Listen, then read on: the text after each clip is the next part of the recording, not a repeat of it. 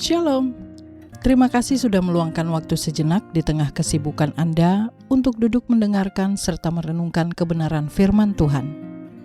Kami berdoa agar waktu ini menjadi waktu yang menyegarkan bagi jiwa Anda. Topik renungan kita sepanjang minggu ini adalah integritas sebagai dasar dalam berbisnis. Bagian firman Tuhan yang menjadi fokus perenungan kita adalah Mazmur 15 ayat 1 dan 4. Bahasa Indonesia masa kini yang berbunyi demikian. Tuhan, siapa yang boleh menumpang dalam kemah-Mu? Siapa yang boleh diam di gunung-Mu yang kudus? Yang menganggap rendah orang yang ditolak Allah, tetapi menghormati orang yang takwa, yang menepati janji, biarpun rugi. Jemaat yang terkasih di dalam Tuhan, ada seorang kontraktor telah mengikat perjanjian untuk pembangunan perumahan dengan sebuah developer. Kedua belah pihak sudah menyepakati harga dan level kualitas bahan yang dipergunakan selama pembangunan perumahan berlangsung. Tiba-tiba terjadilah perang di Selat Hormuz dan mengakibatkan kenaikan harga barang, termaksud harga untuk bahan membangun perumahan. Kontraktor ini mengalami dilema.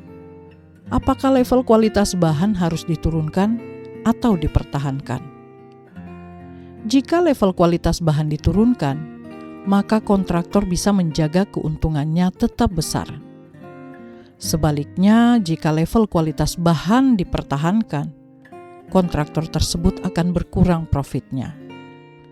Tetap profit, tetapi tidak bisa banyak. Akhirnya kontraktor tersebut tetap memberikan level kualitas bahan sesuai pembicaraan di awal. Kontraktor tersebut tidak takut profitnya berkurang karena punya prinsip menjaga dan memelihara integritas dalam berbisnis. Bacaan kita hari ini ada 2 ayat. Mari kita fokus pada kalimat terakhir. Yang menepati janji biarpun rugi. Inti renungan kita hari ini adalah menjaga integritas sebagai dasar dalam berbisnis. Artinya, kita harus mengerjakan sesuai dengan apa yang sudah disepakati bersama. Ujian integritas yang paling nyata terjadi saat kita harus memutuskan untuk menepati kesepakatan meski membawa kerugian buat kita, ataukah kita mengingkari kesepakatan karena takut mengalami kerugian finansial. Allah yang kita sembah adalah Allah yang memiliki integritas yang murni dan teladan buat kita semua. Alkitab memberitahukan kepada kita bahwa Allah mengikat janji untuk menyelamatkan manusia, dan Dia menepati janji tersebut dengan cara mengorbankan anaknya untuk datang ke dunia dan mati di atas kayu salib. Anaknya yaitu Yesus Kristus, selama di dunia juga memegang teguh perjanjian itu, meskipun harus mengalami penderitaan, penghinaan, dan kematian di atas kayu salib. Dari sisi Allah, jelaslah tindakannya ini adalah sebuah pengorbanan yang merugikan Dia secara fisik. Tetapi karena integritasnya, Dia tetap menjalankannya.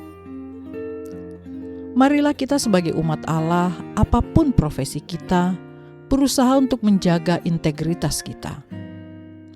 Jika kita berprofesi sebagai pengusaha atau pebisnis, maka kita harus memberikan barang dengan kualitas yang sesuai kesepakatan awal. Jika kita berprofesi sebagai karyawan, marilah kita menjadi karyawan yang jujur, dapat dipercaya, dan tidak korupsi. Jika kita adalah pelajar, maka belajarlah dengan baik. Kerjakanlah pekerjaan rumah dan jalanilah ujian dengan jujur dan tidak menyontek. Mari kita merenungkan sejenak. Apakah selama ini kita sudah mempraktekkan integritas apapun profesi kita saat ini? Mari kita berdoa. Ya Tuhan, sungguh nyata bahwa Engkaulah yang setia dan integritas-Mu sempurna.